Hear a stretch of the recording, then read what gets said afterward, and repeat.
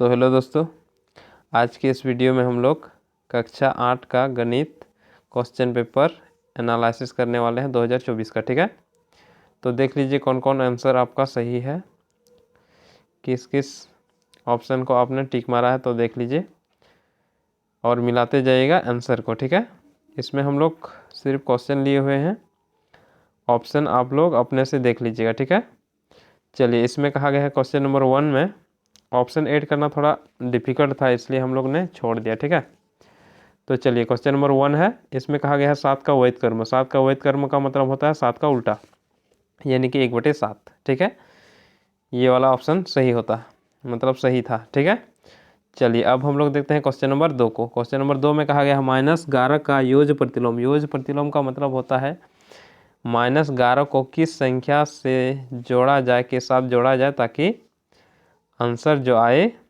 किसके बराबर, 0 के बराबर। तो किसे जोड़ने पर, 11 के जोड़ने पर। तो इसका मतलब ये हुआ कि -11 का योज प्रतिलोम क्या है, 11 है। ठीक है, चलिए अब हम लोग देखते हैं क्वेश्चन नंबर 3। क्वेश्चन नंबर 3 में कहा गया है 1/2 का समतुल्य परिमेय संख्या।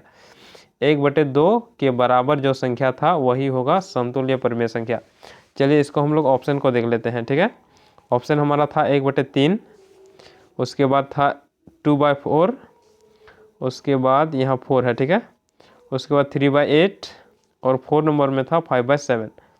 ये 5 और यहाँ 7। ठीक है, तो इसमें देखिए ये वाला ऑप्शन यानी कि 2/4, यदि इसको हम लोग काट दें तो 1/2 यानी कि 1/2 इसके बराबर आ रहा है। इसका मतलब ये हुआ कि 1/2 समतुल्य परिमेय संख्या किसके समतुल्य है, 2/4 के। ठीक है, चलिए क्वेश्चन नंबर 5 देख लीजिए, 4 देख लीजिए। क्वेश्चन नंबर 4 में कहता है -5 इंटू -1 इसका गुणनफल। ठीक है, तो माइनस और माइनस को इंटू करेंगे तो प्लस आएगा, और प्लस उसके बाद यहाँ 1 और 5 को इंटू करेंगे तो 5, यानी कि +5 आएगा आंसर। ठीक है, चलिए अब हम लोग बढ़ते हैं क्वेश्चन नंबर 5 की ओर। ठीक है, तो चलिए क्वेश्चन नंबर 5 देखिए। क्वेश्चन नंबर 5 में कहा गया है सबसे छोटी अभाज्य संख्या। सबसे छोटी अभाज्य संख्या क्या होता है, 2 होता है। ठीक है, सबसे छोटी अभाज्य संख्या 2 होता है, इसका आंसर कितना होता है, 2। चलिए अब हम लोग देखते हैं क्वेश्चन नंबर 6। क्वेश्चन नंबर 6 में कहा गया है 0 + 7। ये तो बहुत इजी था, 0 + 7 क्या पूछा गया है, 0 + 7 किसके बराबर है। तो 0 + 7 कितना होता है, 7 ही होता है। ठीक है, चलिए अब हम लोग देखते हैं क्वेश्चन नंबर 7 को। क्वेश्चन नंबर 7 में कहा गया है -8/7 इंटू 21/12 इक्वल टू 21/12 इंटू यहाँ डॉट डॉट था, यानी कि रिक्त स्थान। ठीक है, इस ब्लैंक में हमें भरना था, तो क्या भरा जाता है यहाँ देखिए ये दोनों बराबर है, इसका मतलब ये इसके बराबर, मतलब 21/12 के बराबर, तो ये 21/12 है। तो हमारा कौन सी संख्या बच रहा है, ये वाला। ठीक है, तो हमारा आंसर क्या होता, -8/7, यानी कि ये वाला ऑप्शन हमारा यहाँ पे भरा जाता है। ठीक है, चलिए अब हम लोग देखते हैं क्वेश्चन नंबर 8। क्वेश्चन नंबर 8 में कहा गया है 900 का वर्गमूल। 900 का वर्गमूल, तो यदि इस प्रकार हमें पूछा जाता है तो यहाँ देखिए इसमें से जीरो को अलग कर देंगे, 2 जीरो है तो 2 जीरो में से 1 जीरो आ जाएगा, क्योंकि हमें वर्गमूल कहा गया है। ठीक है, यदि घनमूल कहा जाता तो 3 जीरो में से 1 जीरो। ठीक है, तो उसके बाद यहाँ क्या है, 9 है, 9 का वर्गमूल कितना होता है, 3। इसका मतलब ये कितना आया, 30। इसका मतलब ये हुआ कि 900 का वर्गमूल कितना है, 30। चलिए अब हम लोग बढ़ते हैं क्वेश्चन नंबर 9। क्वेश्चन नंबर 9 में पूछा गया है 1.5 का वर्ग। वर्ग करने का मतलब होता है उसी को 2 बार गुना कर देना। ठीक है, यानी कि 3.5 इंटू 3.5। अब यदि इसको हम लोग इंटू करेंगे तो आएगा 12.25। ठीक है, तो ये इसका वर्ग आ जाएगा। ठीक है, चलिए अब हम लोग देखते हैं क्वेश्चन नंबर 10 को। क्वेश्चन नंबर 10 में कहा गया है √81,000 है, इसका मान हमें ज्ञात करना है। तो क्या करना है, इसका हमें वर्गमूल निकालना है। तो जब भी निकालेंगे वर्गमूल तो 2 में से 1 जीरो, यदि जीरो रहता है तो 2 जीरो में से 1 जीरो बाहर आ जाएगा। उसके बाद ये जो संख्या बच रहा है उसका हमें वर्गमूल निकालना है। तो कितना आता है, 9×9=81, यानी कि 9। इसका मतलब क्या हुआ, 90। इसका आंसर कितना होगा, 90। चलिए अब हम लोग बढ़ते हैं क्वेश्चन नंबर 11 की ओर। क्वेश्चन नंबर 11 में पूछा गया है 24 का स्क्वायर। तो क्या करना था, 24 को 2 बार गुना करना था। 24 को 2 बार गुना करेंगे तो कितना आएगा, देख लीजिए। 24 को इंटू करेंगे 4×4 = 16 का 4 हासिल में 7 4 4 16 का 4 हासिल में 1, 4 दूनी 8, 4 दूनी 8, 8 16 17 का 7 हासिल में 1, 2 दूनी 4, 1 5, यानी कि 576। ठीक है, चलिए अब हम लोग बढ़ते हैं क्वेश्चन नंबर 12 की। और क्वेश्चन नंबर 12 में है क्या, 256 बटा 441। 256 किसका वर्गमूल होता है, इसका वर्गमूल निकालेंगे 256 का तो कितना आएगा, देख लीजिए, इसका 6 16 आएगा। ठीक है, इसका आएगा 16 और इसका आएगा कितना 21। ठीक है, यानी कि 16 बटा 21, इसका वर्गमूल निकालेंगे तो 16 बटा 21 आएगा। ठीक है, चलिए अब हम लोग बढ़ते हैं क्वेश्चन नंबर 13 की। और क्वेश्चन नंबर 13 में है पाइथागोरस प्रमेय त्रिक, पाइथागोरस त्रिक। ठीक है, तो इसमें हमारा ऑप्शन था, ऑप्शन नंबर 1 को देखें तो हमारे पास था 2, 3 और 4, ये ऑप्शन नंबर 1 था। उसके बाद ऑप्शन नंबर 2 में था 3, 4, 5, ऑप्शन नंबर 3 में था हमारा 4, 5 और 6, और यहाँ था 5, 6, 7। ठीक है, तो इसमें देखिए पाइथागोरस त्रिक का मतलब होता है वैसे संख्या यदि बड़ा संख्या को स्क्वायर करने पर दो छोटे संख्या बच रहे हैं उसका स्क्वायर करने के बाद यदि ऐड करेंगे तो दोनों बराबर हो जाए तो उसे हम लोग कहेंगे पाइथागोरस त्रिक। ठीक है, तो चलिए इसमें देख लेते हैं। इसमें सबसे बड़ी संख्या क्या है, 4 है। 4 का स्क्वायर करेंगे तो हमारे पास क्या आएगा, 16। ठीक है, अब हमें देखना है इसका स्क्वायर और इसका स्क्वायर ऐड करने के बाद 16 आता है तो ये पाइथागोरस त्रिक है, यदि नहीं आता है तो ये नहीं है। तो इसका स्क्वायर कितना आएगा, 9, इसका स्क्वायर 4, 9 और 4 कितना होता है 13, ये नहीं कि 16 के बराबर नहीं हो रहा, ये ऑप्शन गलत हो गया। इसमें हमें देखना है, इसमें हमें देखेंगे ये सबसे बड़ा क्या है 5, तो 5 का स्क्वायर कितना आता है 25।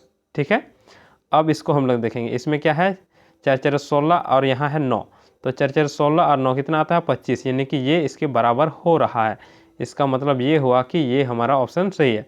इसको देख लीजिए, ये भी नहीं होगा, ये भी नहीं होगा। ठीक है, चलिए अब हम लोग बढ़ते हैं क्वेश्चन नंबर 14 की ओर। क्वेश्चन नंबर 14 में कहा गया है 100 का क्यूब यानी कि घन, 100 का घन करेंगे तो हमें क्या मिलेगा, 100 का घन। 100 का घन का मतलब 100 का घन नहीं 10 का घन नहीं। ठीक है, और 3 जीरो लगा देंगे तो ये आ जाएगा हमारा 10 का घन। चलिए अब हम लोग देखते हैं क्वेश्चन नंबर क्या है 15 को। क्वेश्चन नंबर 15 में कहा गया 27 और 000 है। ठीक है, इसका घनमूल निकालना है, घनमूल। ठीक है, यहाँ 3 है तो घनमूल निकालने के लिए हमें क्या करना है, यदि 0 हमें दिया रहता है तो 3 जीरो में से 1 जीरो बाहर, और इसका घनमूल क्या होगा 3 होगा। इसका मतलब ये हुआ कि ये 27,000 का घनमूल कितना आया 30 आया। ठीक है, चलिए अब हम लोग बढ़ते हैं क्वेश्चन नंबर 16 की ओर। क्वेश्चन नंबर 16 में कहा गया निम्न में से कौन सी संख्या पूर्ण घन संख्या है। तो चलिए ऑप्शन को देख लेते हैं कौन सा ऑप्शन सही होगा। ठीक है, तो यहाँ देखिए ऑप्शन नंबर 1 में हमें दिया गया है 100, ऑप्शन 2 में है 1000, ऑप्शन नंबर 3 में है 3100, 3001 है, और ऑप्शन नंबर 4 में हमें दिया गया था 8100। ठीक है, तो इसमें देखिए ये और ये, इसमें हमें कहा गया है पूर्ण घन, यानी कि वैसे संख्या जिसका घनमूल निकालने पर हमें एक पूर्ण संख्या मिले। तो यहाँ देखिए 10,000 का घन हम लोगों ने देखा अभी, 10 का घन कितना आता है 10,000, तो इसका मतलब 10 भी तो एक पूर्ण संख्या है, तो इसका मतलब ये हमारा सही होगा। ठीक है, और यदि इसका मतलब ये हुआ कि यदि इसका हम लोग क्या निकालेंगे, घनमूल निकालेंगे तो हमें एक पूर्ण संख्या मिलेगा। ठीक है, चलिए अब हम लोग बढ़ते हैं क्वेश्चन नंबर 17 की ओर। क्वेश्चन नंबर 17 में कहा गया x के पावर में 0 संख्यात्मक मान होगी, यानी कि किसी भी संख्या के पावर में यदि 0 लेते हैं हम लोग तो वो किसके बराबर आता है 1 के बराबर। ठीक है, चलिए अब हम लोग देखते हैं क्वेश्चन नंबर 18। क्वेश्चन नंबर 18 में कहा गया है, तो चलिए इनमें ऑप्शन को देख लेते हैं। ऑप्शन में क्या है 1/-1/6 है, ऑप्शन नंबर 1। ऑप्शन नंबर 2 में है 0, ऑप्शन नंबर 3 में था 2/3, और ऑप्शन नंबर 4 में था 2/6। यदि इसको हम लोग काट देंगे तो ये आ जाएगा 1/3, यानी कि ये किसके बराबर है, ये इसके बराबर है। इसका मतलब ये ऑप्शन गलत होगा, क्योंकि हमें कहा गया है इनके दोनों के मध्य, ये तो इनके बराबर आ गया। ठीक है, इसका मतलब ये गलत हो गया। चलिए अब हम लोग इसका देख लेते हैं, ये क्या है -1/6। इसको हम लोग यदि डिवाइड कर देंगे तो हमें क्या मिलेगा, हमें मिलेगा यहाँ 10 आ जाएगा, यानी कि 0.166 ये हमारे पास आएगा। ठीक है, किसके बराबर, ये इसको थोड़ा हटा लेते हैं, ठीक है। चलिए एक बार इसको थोड़ा अच्छा से देख लेते हैं। यहाँ देखिए -1/6 के बराबर किसके बराबर आएगा, 0.1666 ये चलता जाएगा, ठीक है। अब यदि हम लोग इसका निकालेंगे 2/3 का, तो ये हमारे पास आएगा 0.666, ये प्लस में है, ठीक है, और ये माइनस में है। अब ये किसके बराबर आ रहा है, ये तो आ रहा है 0.33, ये तो इससे बड़ा है, इसका मतलब ये और इन दोनों के बीच ये भी नहीं है और ये भी नहीं है। ये क्यों नहीं है, यहाँ देखिए 1/2 को हम लोग यदि सॉल्व करेंगे तो यानी कि डिवाइड करेंगे, 1 को डिवाइड करेंगे 2 से, तो हमें मिलेगा 0.5, जो कि इससे छोटा है, यानी कि इससे बड़ा है ये, और ये पॉजिटिव में है तो ये इधर साइड है, ठीक है। इसका मतलब इन दोनों के बीच में नहीं है, तो ऑप्शन नंबर कौन बच रहा है, 0। चूँकि इसमें माइनस, और सीधा इस प्रकार भी हम लोग देख सकते हैं कि ये माइनस में है, ये प्लस में है, तो इन दोनों के बीच क्या होगा, 0 होगा। चलिए अब हम लोग बढ़ते हैं क्वेश्चन नंबर 19 की ओर, ठीक है। क्वेश्चन नंबर 19 में कहा गया है 7 के घन का इकाई अंक क्या होगा। तो घन का इकाई अंक, ठीक है, 7 को 3 बार गुना कर देना है घन के लिए। तो यहाँ देखिए 7 को 7 से गुना करेंगे तो 7 49 ये आ जाएगा। अब हमें 7 से गुना करना है, तो यहाँ देखिए इसका इकाई अंक को हम लोग सिर्फ गुना करेंगे तो हमें पता चल जाएगा इसका इकाई अंक। तो 7 नाम 63, यानी कि कितना आता है 63, तो इकाई अंक क्या है 3। तो इसका मतलब ये होगा कि इसका घन करने पर हमें इकाई अंक कितना मिलेगा, 3 मिलेगा, ठीक है। चलिए अब हम लोग बढ़ते हैं क्वेश्चन नंबर 20 की ओर। क्वेश्चन नंबर 20 में कहा गया है 108 को किस सबसे छोटी संख्या से गुना करें कि एक पूर्ण वर्ग संख्या बन जाए। क्या बन जाए, एक पूर्ण वर्ग संख्या, ठीक है। तो चलिए इसको हमें सॉल्व करने के लिए हमें क्या करना है, इसका अभाज्य गुणनखंड करना है। ये 2 से जाएगा 2 5 और 2 4, फिर 2 से 2 दूनी 4, 2 दूनी 4, 2 कितना बार में जाएगा 2 7 14, उसके बाद 3 से कितना आएगा 3 3 3 और 2 ठो 2 आ जाएगा, ठीक है। तो इसमें कहा गया है यहाँ 2 ठो 2 आ जाएगा। तो इसमें कहा गया है इसको क्या करना है, पूर्ण घन या पूर्ण वर्ग संख्या बनाना है, ठीक है। यहाँ कहा गया है पूर्ण वर्ग, तो पूर्ण वर्ग के लिए 2 पेयर में होना चाहिए इंटू के साथ, यानी कि 2 गुना 2 तो हो रहा है, लेकिन 3 को 2 एक जोड़ा ये हो जाएगा, मतलब एक पेयर ये हो जाएगा और एक रह जाता है। तो इसको पेयर बनाने के लिए हमें क्या करना है, और 3 से इंटू कर देना है, ठीक है। तो हमारे पास आ जाएगा, मतलब हमारा हो जाएगा यह एक पूर्ण वर्ग संख्या। इसका मतलब ये हुआ कि यदि हम लोग 108 को 3 से गुना कर दें तो ये एक पूर्ण वर्ग संख्या बन जाएगा, ठीक है। चलिए क्वेश्चन नंबर 21। क्वेश्चन नंबर 21 में कहा गया 3 पर पावर 0 है। यदि किसी भी संख्या के पावर में 0 होता है तो उसको हम लोग 1 कंसिडर करते हैं, ठीक है। उसके बाद इंटू 4, इसके पावर में 1 है इसलिए 4।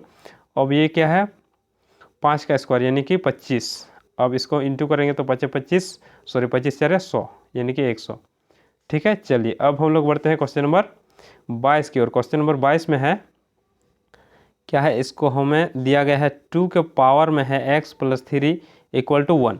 यदि इस प्रकार हमें दिया जाता है तो हमें क्या करना है, 2 को दोनों तरफ इंटू कर लेते हैं, ठीक है। यदि 2 को इधर इंटू करेंगे और इधर भी इंटू कर देते हैं तो यहाँ आ जाएगा 2 और इधर आ जाएगा 2 और ये पावर में इंटू हो जाएगा तो यहाँ प्लस हो जाएगा, यानी कि x + 4, ठीक है।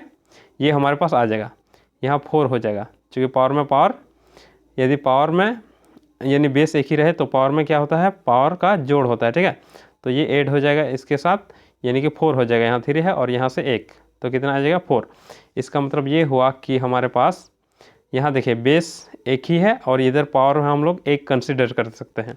इसका मतलब ये हुआ कि ये बेस तो एक ही है और ये दोनों बराबर है, इसका मतलब पावर भी इक्वल होगा। इसका मतलब x + 4 = 1 और इसको हम लोग इधर ले जाएंगे तो आ जाएगा x इक्वल टू आएगा इधर, तो ये -3 आ जाएगा, ठीक है। इसके साथ घट जाएगा तो हमारे पास आएगा -3। इसका मतलब x का मान क्या होगा, -3। चलिए अब हम लोग देते हैं क्वेश्चन नंबर 23। क्वेश्चन नंबर 23 में हमें पूछा गया है, 23 नंबर क्वेश्चन में पूछा गया है हमें 51 का स्क्वायर -49 का स्क्वायर, ये हमें पूछा गया है। तो यहाँ देखिए a² - b² का फॉर्मूला, a² - b² का फॉर्मूला, तो क्या होता है a² - b² into a + b। तो यहाँ देखिए इसको हम लोग इसमें घटाएंगे तो हमारा आएगा 2 और इसको हम लोग ऐड करेंगे, यानी कि ये फॉर्मूला क्या है, a का स्क्वायर माइनस बी का स्क्वायर बराबर होता है a माइनस बी इंटू के साथ a प्लस बी, यानी कि एक बार इसको ऐड करना है और आपस में सब्ट्रैक्ट करना है और उसके बाद क्या करना है, इसको इंटू कर देना है। तो यहाँ देखिए इसमें से इसको घटाएंगे तो हमारे पास आएगा 2, अब इससे हमें इंटू करना है इन दोनों को ऐड करने के बाद, तो ये आ जाएगा 49 और 51 कितना होता है, 100 होता है। ठीक है, अब इसको इंटू करेंगे तो कितना आएगा, 200। इसका मतलब ये हुआ कि इसका अंतर क्या है, 200 है, 200। ठीक है, चलिए अब हम लोग बढ़ते हैं क्वेश्चन नंबर 24। क्वेश्चन नंबर 24 में कहा गया है 2x square minus x plus एक बेजी व्यंजक है, यानी कि इसमें पूछा गया था किस प्रकार, ये किस प्रकार के बीजी व्यंजक है, एक पदी है, द्विपदी, त्रिपदी या बहुपदी। ठीक है, इसमें हमें ऑप्शन दिया गया था। तो यहाँ देखिए इसके कितने पद हैं, 2x square minus x plus 1, तो ध्यान से देखें तो इसके 3 पद हैं, ये पहला, ये दूसरा, ये तीसरा, यानी कि 3 पद, तो इसको हम लोग क्या कहेंगे, त्रिपदी। ठीक है, चलिए अब हम लोग बढ़ते हैं नेक्स्ट क्वेश्चन की ओर। तो नेक्स्ट क्वेश्चन है हमारा क्वेश्चन नंबर 25। इसमें कहा गया है 8m square plus 3n square plus 1 minus 3nm square minus n square minus 4। तो यहाँ देखिए इसको हम लोग सॉल्व करेंगे, 8m square plus 3n square plus 1। अब यहाँ देखिए बाहर में माइनस है तो इसको माइनस को हम लोग सभी के साथ इंटू कर देंगे, सभी के साथ इंटू करेंगे, इसका मतलब ये हुआ कि ये सभी साइन चेंज कर जाएगा, यानी कि 3 माइनस में आ जाएगा, इसके आगे प्लस था तो 3 माइनस में आ जाएगा, माइनस n स्क्वायर, और यहाँ माइनस में है तो यहाँ प्लस में आ जाएगा n स्क्वायर है। ठीक है, ये वाला n स्क्वायर हो जाएगा और यहाँ -4। अब देखिए अब हमें इसमें जोड़ना है, तो यहाँ देखिए इसको हम लोग समान पद को जोड़ घटाएंगे। ठीक है, तो यहाँ देखिए m स्क्वायर जो है उसको m स्क्वायर के साथ ही, और जो n स्क्वायर है उसको n स्क्वायर के साथ ही जोड़ेंगे या घटाएंगे, और जो कांस्टेंट टर्म है उसको भी हमें कांस्टेंट टर्म के साथ ही जोड़ना है या घटाना है। तो यहाँ देखिए इसमें से ये प्लस में है, ये माइनस में है, तो आपस में ये सब्ट्रैक्ट हो जाएगा, यानी कि घट जाएगा, तो आएगा 5m स्क्वायर। ठीक है, उसके बाद ये प्लस दोनों प्लस में है तो ये ऐड हो जाएगा, यानी कि यहाँ से 3 और यहाँ से 1, यानी कितना होगा, 4n स्क्वायर। चलिए यहाँ माइनस में है, यहाँ प्लस में, तो क्या है, घट जाएगा, तो घटने के बाद ये बच जाएगा 3 माइनस 3। ठीक है, तो ये हमारा आ जाएगा आंसर। चलिए अब हम लोग देखते हैं क्वेश्चन नंबर 26। क्वेश्चन नंबर 26 में कहा गया है L इक्वल टू 2 है, M इक्वल टू 3 है, तो हमें ज्ञात करना है L square plus M square. ठीक है, तो यहाँ पुट कर देंगे L स्क्वायर कितना है, L 2 है, 2 का स्क्वायर कर देंगे और प्लस कर देंगे 3 का स्क्वायर, तो इसका स्क्वायर कितना आता है, 4, इसका स्क्वायर आता है 9। अब 9 और 4 को ऐड करेंगे तो हमें आ जाएगा 13। ठीक है, चलिए अब हम लोग बढ़ते हैं क्वेश्चन नंबर 7 की ओर। क्वेश्चन नंबर 7 में कहा गया है क्या, क्वेश्चन नंबर 7 में कहा है यदि 3 लगातार पूर्णांकों का योग 51 हो तो पूर्णांक को ज्ञात कीजिए। ठीक है, तो चलिए इसमें हम लोग ऑप्शन को देख लेते हैं। तो इसमें हमें ऑप्शन दिया गया था 1, ऑप्शन नंबर 1 में 16, 17 और 18। ठीक है, उसके बाद ऑप्शन नंबर 2 में हमें दिया गया था 15, 16, 17। उसके बाद ऑप्शन नंबर 3 में हमें दिया गया था 51, 52 और 53। ठीक है, तो यहाँ देखिए 51, 52, 53, तो ये इसका यदि हम लोग योग करेंगे तो ये 51 से ज़्यादा हो जाएगा, इसका मतलब ये तो नहीं होगा। चलिए अब हम लोग देखते हैं क्वेश्चन नंबर ऑप्शन नंबर ये और ये, इसमें हमें देखना है।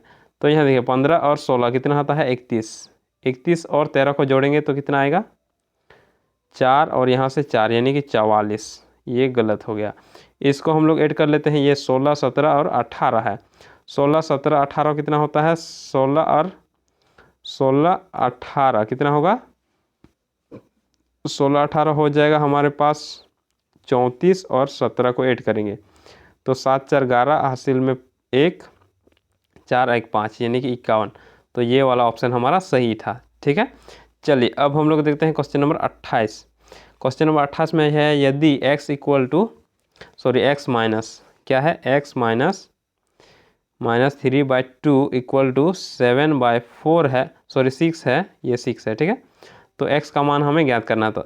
तो यहाँ देखिए x इक्वल टू ये जो संख्या है ये माइनस के साथ है इस साइड x के साथ, और यदि हम लोग इसको इस साइड लाएंगे यानी कि इसके साइड, यानी कि ये कांस्टेंट है तो ये कांस्टेंट टर्म के साइड ले जाएंगे तो हमारे पास आएगा प्लस में, ठीक है। यानी कि 7/6 + 3/2। अब इसका एलसीएम करेंगे और 8 कर देंगे तो हमारे पास आएगा 7 + 9/6।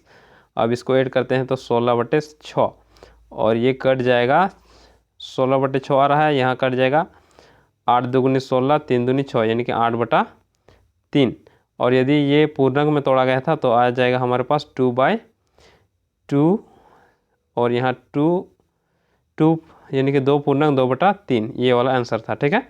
चलिए अब हम लोग देखते हैं क्वेश्चन नंबर 29 को। क्वेश्चन नंबर 29 में कहा गया है एक प्रेशर कुकर का अंकित मूल्य कितना है, 450 रुपया है। यदि 360 रुपया में 360 रुपया में उपलब्ध है तो बट्टा की राशि ज्ञात कीजिए, यानी कि इनमें कितनी राशि की छूट दी गई थी। तो हमें क्या करना है, सिंपल घटाना है इसको। कितना घटाना है, 450 में से हमें घटाना है 360 को, ठीक है। ये उपलब्ध दाम था और ये अंकित मूल्य था, इसको हम लोग घटा देंगे तो हमारे पास आएगा यहाँ 0, और यहाँ से हमें मिलेगा 9, यानी कि 90 रुपया इसका क्या था, बट्टा की राशि था, ठीक है, राशि था। चलिए अब हम लोग देखते हैं क्वेश्चन नंबर 30। क्वेश्चन नंबर 30 में था 512 किसका क्या है, घनमूल है, ठीक है। तो 512 का घनमूल, तो यहाँ देखिए इसका घनमूल हमें इसका ये हमें पूछा गया ये किसका घन है। तो इसको हम लोग ऑप्शन देख लेते हैं, क्या क्या ऑप्शन हमें दिया गया है, ठीक। तो देखिए ऑप्शन हमें दिया गया था 1 नंबर, यानी कि ऑप्शन नंबर 1 में है 4, ऑप्शन नंबर 2 में था 5, ऑप्शन नंबर 3 में था 6, और ऑप्शन नंबर 4 में था 8। ये था हमारे पास ऑप्शन, ठीक है। तो इसमें कहा गया है इनका किसका घनमूल है, ये क्या 512। तो इसका हम लोग यदि घन निकालेंगे तो ये आ जाएगा 4 को 3 बार गुना कर देना, 4 4 16 और 6 4 24, यानी कि इकाई अंक 4 आ रहा है, तो ये इकाई अंक तो 2 है, तो ये गलत हो जाएगा। यदि इसमें देखेंगे तो ये भी नहीं आ जाएगा, ये इसमें क्या आएगा, इकाई अंक 5 आएगा। अब इसको देख लेते हैं, 6 को 6 से गुना करेंगे 6, फिर 6 को 6 से तो 6, यानी कि इकाई अंक 6 आ रहा है, तो ये तो 6 नहीं है। और इसको हम लोग देखें तो 8 8 64 आता है, फिर 4 को इसके साथ इंटू करेंगे 8 के साथ, 8 4 32 का 2, इकाई अंक क्या आया 2। इसका मतलब ये हुआ कि ये हमारा सही है, ये वाला, ठीक है। चलिए अब हम लोग देख लेते हैं क्वेश्चन नंबर 31। क्वेश्चन नंबर 31 में कहा गया है किसी त्रिभुज में अधिक से अधिक न्यून कोण हो सकते हैं। तो यहाँ देखिए त्रिभुज में कितने न्यून कोण हो सकते हैं। कल्पना कीजिए एक त्रिभुज है और उसमें हमें दिया गया है, इसमें हमें देखना है कि कितने क्या हो सकते हैं, न्यून कोण हो सकते हैं, ठीक है। तो चलिए न्यून कोण देख लेते हैं। ये मान लेते हैं ये है हमारे पास त्रिभुज, तो न्यून कोण का मतलब क्या होता है, 90 डिग्री से कम होना। तो 90 डिग्री से कम कितने कोण हो सकते हैं इनमें, तो 90 डिग्री से कम इसमें 3 कोण हो सकते हैं, यहाँ यहाँ और यहाँ, ठीक है। अधिक से अधिक कितने हो सकते हैं, 3, ठीक है। चलिए 3 हो सकते हैं। चलिए अब हम लोग देखते हैं क्वेश्चन नंबर 32 को। क्वेश्चन नंबर 32 में कहा गया है निम्न में से किसके विकर्ण बराबर होते हैं, किसके विकर्ण बराबर होते हैं, ठीक है। तो चलिए ऑप्शन को देख लेते हैं, क्या ऑप्शन हमें दिया गया था उसके अनुसार हम लोग देखेंगे। तो यहाँ देखिए ऑप्शन नंबर 1 में हमें दिया गया है समांतर चतुर्भुज। क्या है, समांतर चतुर्भुज, ठीक है। समांतर चतुर्भुज, इसको थोड़ा अच्छा से लिख लेते हैं, समांतर चतुर्भुज था, ठीक है। उसके बाद ऑप्शन नंबर 2 में था समचतुर्भुज, ठीक है। उसके बाद 3 में था समलम, और उसके बाद 4 में था हमारा वर्ग। तो ध्यान दीजिए समांतर चतुर्भुज किस प्रकार होता है, समलम, या ये है समलम और ये है समचतुर्भुज। तो और ये था वर्ग में विकर्ण हमेशा बराबर होते हैं, ठीक है। चूँकि वर्ग प्रत्येक भुजा बराबर होते हैं, ये और ये और ये और ये बराबर होते हैं, तो इसके विकर्ण भी हमेशा बराबर होते हैं, ठीक है। तो क्या होगा, ऑप्शन नंबर डी हमारा सही था, ठीक है। चलिए अब हम लोग देखते हैं क्वेश्चन नंबर 33। क्वेश्चन नंबर 33 में हमें दिया गया है नीचे दिए गए आकृति में x का मान ज्ञात कीजिए। तो देख लिए आकृति को देख लेते हैं सबसे पहले। तो देखिए आकृति हमें दिया गया था त्रिभुज का, ठीक है। किसका दिया गया था? त्रिभुज।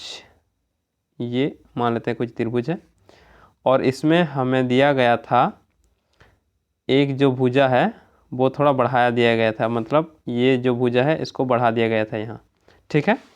और यहाँ हमें पूछा गया था x का मान क्या होगा, और यहाँ था 45 डिग्री और यहाँ था 55 डिग्री। तो आप लोगों को पता होगा यदि त्रिभुज के इस प्रकार यदि किसी एक भुजा को बढ़ा दिया जाए तो उसके बाह्य कोण जो अंदर के जो कोण मतलब इसके अलावा जो ये है इसके साथ है उसके अलावा जो कोण बचते हैं उसका ऐड करने पर ये जो बाहर कोण यानी कि बाह्य कोण जो बनता है उसके बराबर आ जाता है, ठीक है। इसका मतलब ये हुआ कि x का मान निकालने के लिए हमें इन दोनों को ऐड करना होगा। तो कितना आएगा? 55 और 45 कितना आता है? 5 10 और यहाँ 10 यानी कि 100 डिग्री आ जाएगा, ठीक है। 55 ठीक है, 100 डिग्री आ जाएगा। x का मान कितना आया? 100, ठीक है। चलिए अब हम लोग देखते हैं क्वेश्चन नंबर 34 को। क्वेश्चन नंबर 34 में कहा गया है ऑयलर सूत्र का सही सूत्र, यानी कि ऑयलर सूत्र सही सूत्र कौन होता? तो देख लीजिए ऑयलर सूत्र। तो इसमें ऑप्शन नंबर 1 हमें दिया गया था F प्लस भी minus e equal to R2, ठीक है। ऑप्शन नंबर 2 में था F minus e minus 2 equal to 2, ठीक है। उसके बाद ऑप्शन नंबर 3 में था F प्लस ई प्लस भी इक्वल टू 2।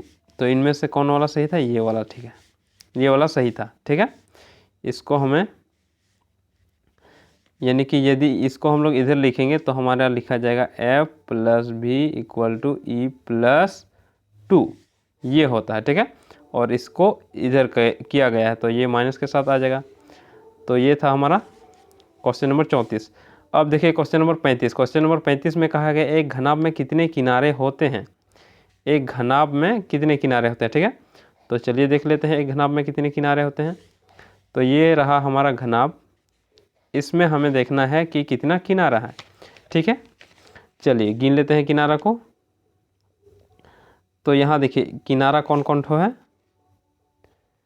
किनारे का मतलब हुआ ये वाला, ये वाला, ये वाला, ये वाला और ये वाला, ये वाला, ये वाला और ये वाला और ये और ये, ठीक है। तो कितना हुआ टोटल? यहाँ देखिए 1 2 3 4 5 6 7 8 9 10 11 12। तो कितना किनारा आया? 12 किनारा, ठीक है। चलिए अब हम लोग बढ़ते हैं नेक्स्ट क्वेश्चन। इसमें कहा गया है शीर्ष, किसका शीर्ष? घनाभ का शीर्ष, घन का शीर्ष, ठीक है। घन का कितने शीर्ष होते हैं? तो चलिए देख लेते हैं ये भी। तो ये है हमारे पास घन है और इसमें कहा गया है इनमें कितना शीर्ष है। शीर्ष का मतलब होता है जो ये वाला कोण है, ये और ये, इसी को हम लोग शीर्ष कहते हैं, ठीक है। तो इसमें कितना है? यहाँ है 1 2 3 4 5 6 7 8। तो कितने शीर्ष हैं? 8 शीर्ष हैं, ठीक है।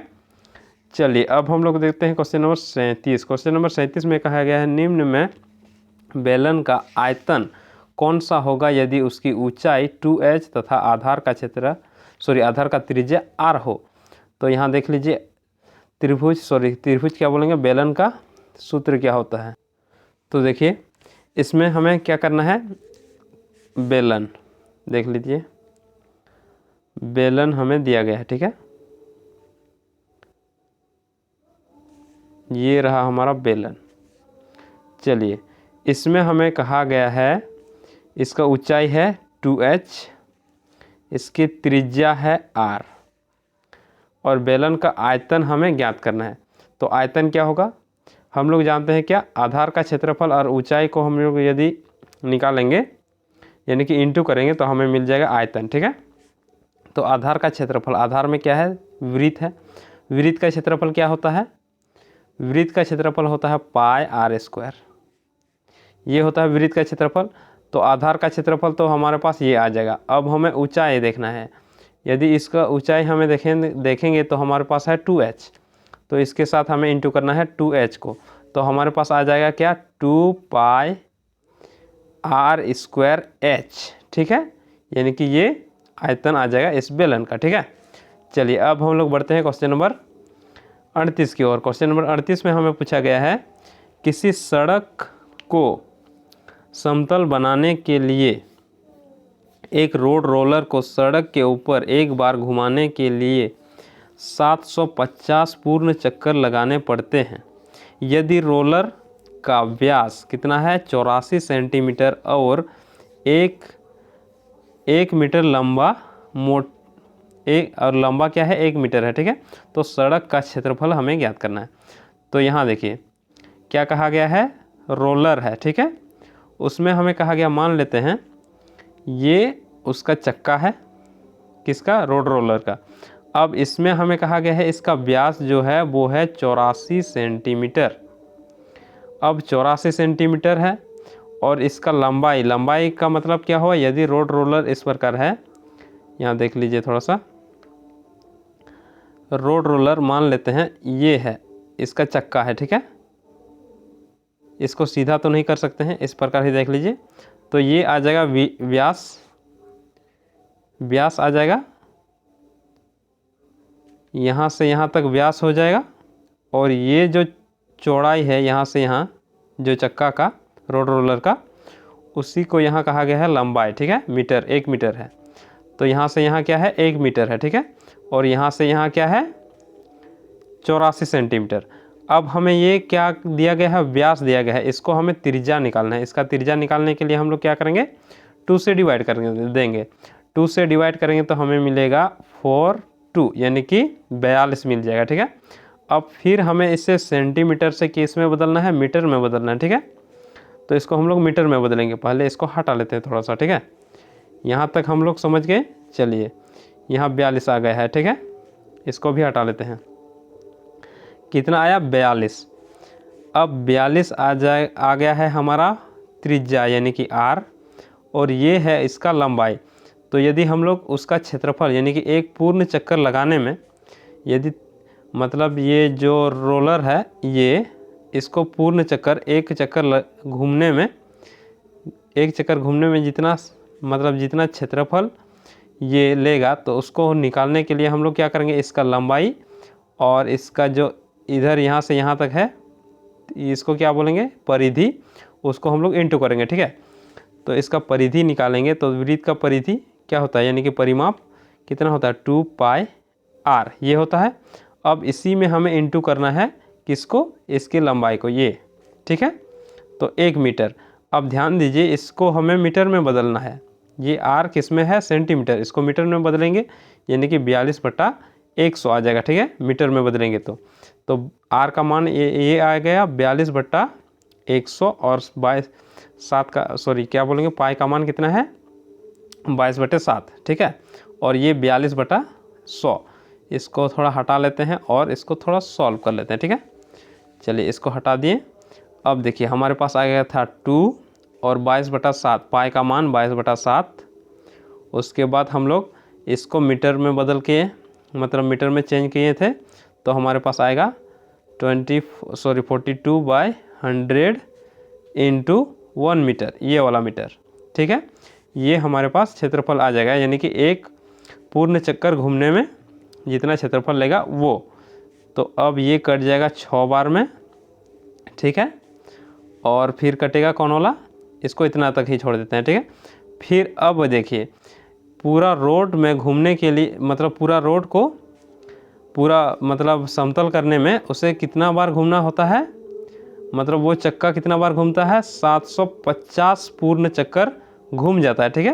तो एक चक्कर घूमने में इतना क्षेत्रफल, ये इतना क्षेत्रफल ले लेता है, तो 750 बार घूमेगा, तो इसको हम लोग इसके साथ इंटू कर देंगे, तो हमारे पास आ जाएगा, इसको हम लोग 4 के साथ इंटू करेंगे तो 44 आ जाएगा, 2 × 22 और यहाँ 6/100, और फिर हमें इसको इंटू करना है इसके साथ, 50 के साथ, ये जीरो कट जाएगा तो हमारे पास आया 10। अब ये 3 के साथ 3 दूनी 6 और ये 5 दूनी 10। अब ये 15 पचे 75, तो हमारे पास आया 15 × 44 × 3। कितना आया? 15 × 44 × 3। चलिए देख लेते हैं 15 × 44 × 3। तो यहाँ देखिए 15 × 44 × 3, 3 को बाद में इंटू करेंगे। 5 4 20 का 0 हासिल में 2, 4 1 4, 5 4 20, 4 20 22 24, 24 और 2 26 का 6, 26 का 6 हासिल में 2, 4 1 4 और 2 6, कितना आया? 666। अब हमें इसको 660 आया, इसको हमें 3 से इंटू करना है। 0 6 18 का 8, 6 18 1 19, यानी कि 1980 मीटर स्क्वायर क्या था? रोड का पूरा क्षेत्रफल। ठीक है, क्या था? 1980 मीटर स्क्वायर। चलिए अब हम लोग देखते हैं क्वेश्चन नंबर 29 को। क्वेश्चन नंबर 29 में कहा गया है एक बक्स की लंबाई, चौड़ाई और ऊंचाई दिया गया है, इसका हमें संपूर्ण क्षेत्रफल निकालना है। ठीक है, बक्स है तो बक्स किस प्रकार होता है? घनाभाकार होता है। ठीक है, घनाभ के जैसा होता है। तो इसका हमें क्षेत्रफल निकालना है। मान लेते हैं ये है एक बक्स। ठीक है, तो इसका हमें क्षेत्रफल निकालना है। तो इसमें हमें कहा गया है ये है क्या है? लंबाई 10 सेंटीमीटर। उसके बाद चौड़ाई, ये जो चौड़ाई है ये 5 है, ऊंचाई है 3 सेंटीमीटर।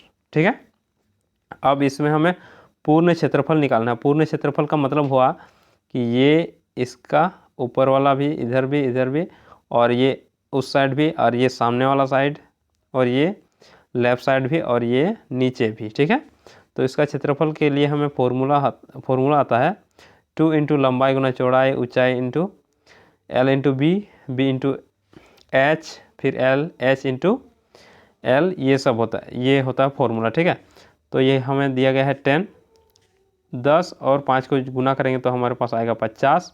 फिर हमें इसको इसके साथ इंटू करना होता है तो 15 आ जाएगा, और फिर ये बाद वाला और ये आगे वाला इंटू करेंगे तो आएगा 30। अब 50 और 30 80, 80 और ये कितना है? 15, यानी कि 95 आ जाएगा।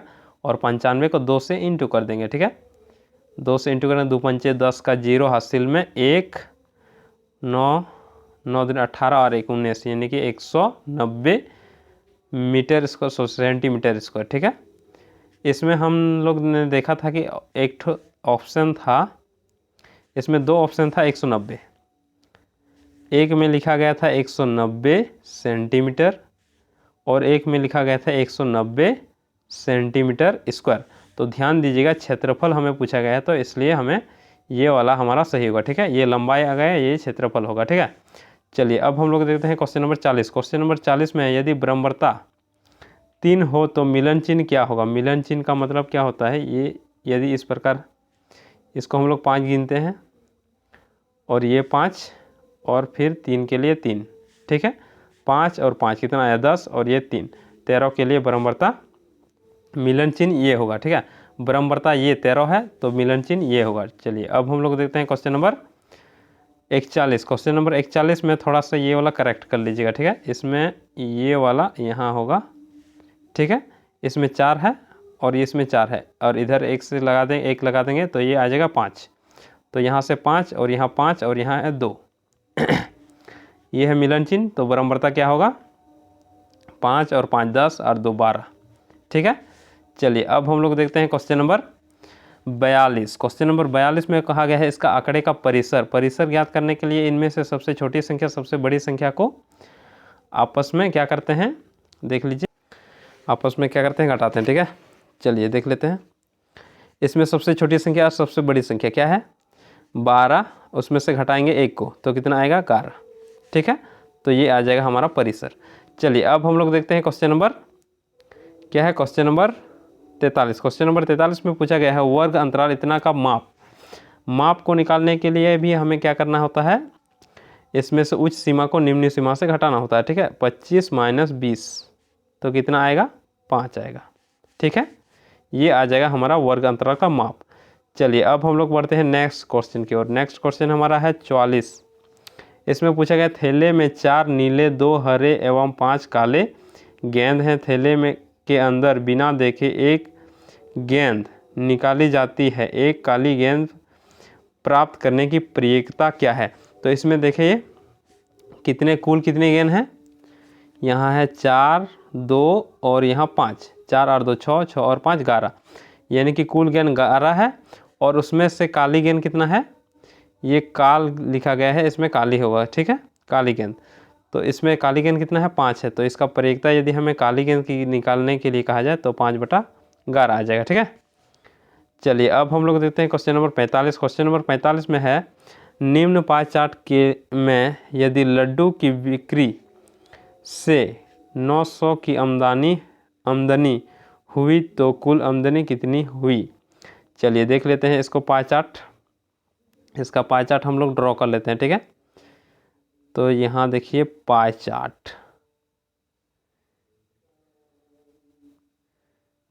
ये है पाई चार्ट मान लेते हैं ये, ठीक है। अब हमें इसमें ड्रॉ करना है। यहाँ है केंद्र। अब यहाँ से ये इस प्रकार है, यहाँ है और यहाँ है फिर, और फिर यहाँ है और यहाँ है, ठीक है। तो इसमें कहा गया है 30% ये लड्डू है, ठीक है। उसके बाद यहाँ जलेबी है 5%। उसके बाद 35% क्या है? रसगुल्ला, ये है 35%। उसके बाद समोसा है 15% और काजू बर्फ़ी है 15%, ठीक है। इसका मतलब ये क्या हुआ, यानी कि एक दुकान में 30% क्या बिका? लड्डू। कुल आमदनी का 30% लड्डू बिका और 5% किससे आया? मतलब बिकने के बाद पैसा जो आया उसका 5% किससे आया? ये जलेबी से, और यहाँ रसगुल्ले से 35%, और यहाँ 15% समोसा से, और यहाँ 15% क्या है? काजू बर्फ़ी से, ठीक है। चलिए अब इसमें कहा गया है यदि 30% ये क्या है? 900, यानी कि 900 है, 30% इक्वल टू 900। तो इसका कुल आमदनी कितना था वो हमें निकालना है, ठीक है। यानी कि 900 यदि किसी x मान लेते हैं कुल आमदनी। अब इसको हटा लेते हैं, ये समझ में आ गया। चलिए अब हम लोग दूसरा देख लेते हैं। इसको हटा लेते हैं, पहले ये वाला हटा लेते हैं, ठीक है। अब ये इतना तो समझ में आ गया। चलिए अब हमें क्या करना है, मान लेते हैं कुल आमदनी x है, इसका 30% क्या है? 30% हमारा है 900 रुपया, ठीक है। 30% किस लिए? यहाँ देखिए लड्डू की बिक्री कुल से कितना है? 900 रुपया है। लड्डू की बिक्री कितना हुआ है? 900 रुपये का। और ये कितना था? लड्डू 30% बिका था, ठीक है। यानी कि कुल आमदनी का 30% पैसा कहाँ से आया था? लड्डू की बिकने से। अब इसका हमें 30 निकालना है, तो 30% निकालेंगे तो ये और ये कट जाएगा, तो हमारे पास आएगा x इक्वल टू, इसको हमें यहाँ करना है तो ये इंटू हो जाएगा, यानी कि 900 इंटू 10/3, और ये 3 है, ये 3 से कट जाएगा, 9 से कट जाएगा, और यहाँ आ जाएगा 300 गुना 10 यानी कि 3000। तो कितना आया? 3000, ठीक है। तो कुल आमदनी कितना आया? 3000। ये आया आंसर हमारा, ठीक है। चलिए अब हम लोग देखते हैं क्वेश्चन नंबर 46। क्वेश्चन नंबर 46 में कहा गया है 150 व्यक्ति 45 दिन में एक भवन का निर्माण करते हैं। उसी भवन को 18 दिन में बनाने के लिए कितने व्यक्ति की आवश्यकता होगी? ये हमारे पास क्वेश्चन है। तो यहाँ देखिए एक दिन में यदि 150 व्यक्ति 45 दिन में उस भवन को बनाते हैं, तो एक मान लेते हैं एक दिन में बनाने के लिए कितने व्यक्ति की आवश्यकता होगी? तो एक दिन में बनाने के लिए ये और ये सब मिल जाएंगे, यानी कि इंटू, आपस में इंटू हो जाएंगे, 150 इंटू 45, ठीक है। अब हमें कहा गया है 18 दिन। 18 दिन के लिए हमें क्या करना है? 18 से इसको डिवाइड कर देना है।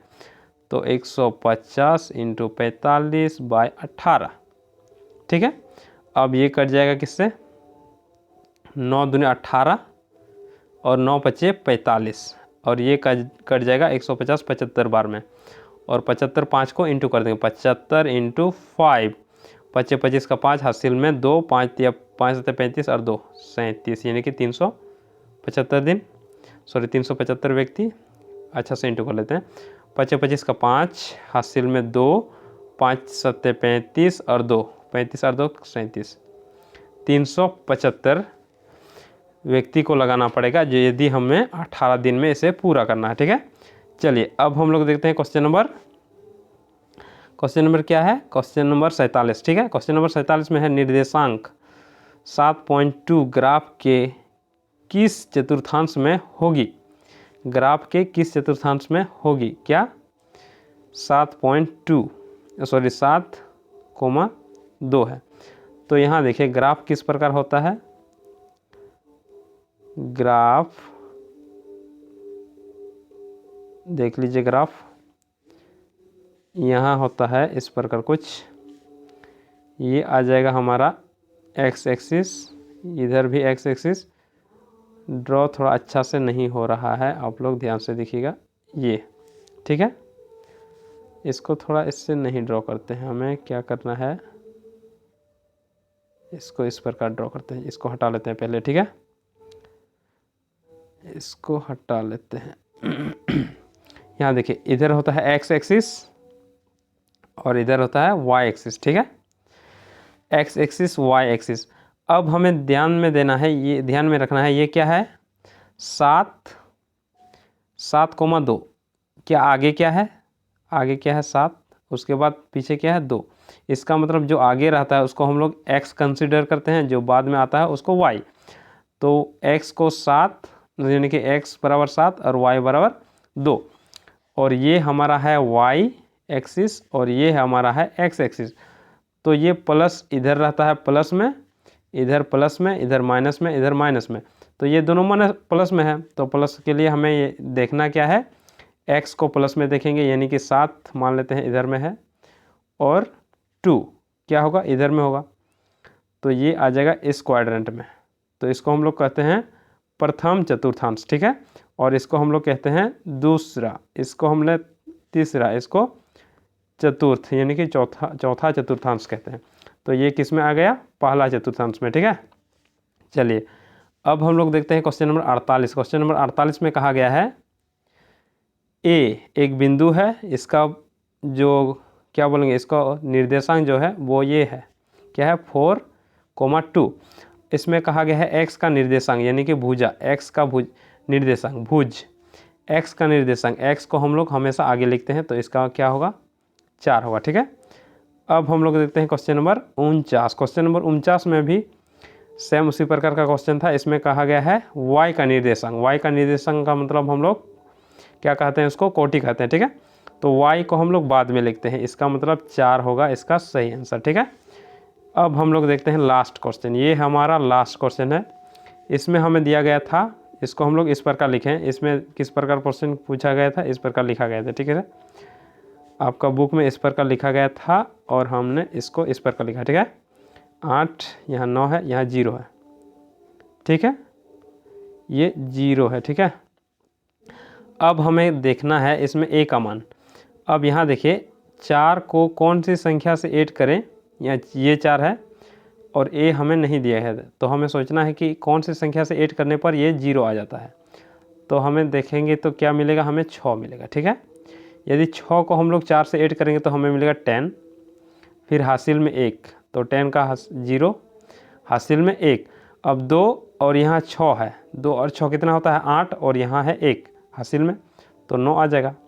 अब यहाँ है 5 और 3 8, इसका मतलब ये हुआ कि a का मान कितना होना चाहिए, 6 होना चाहिए, तभी ये स्टेटमेंट सही होता है। ठीक है, तो ये था हमारा क्वेश्चन, यानी कि आपका क्वेश्चन जो 2024 में पूछा गया था। ठीक है, तो उम्मीद करते हैं आप लोगों का क्वेश्चन ज़्यादा आंसर सही होगा।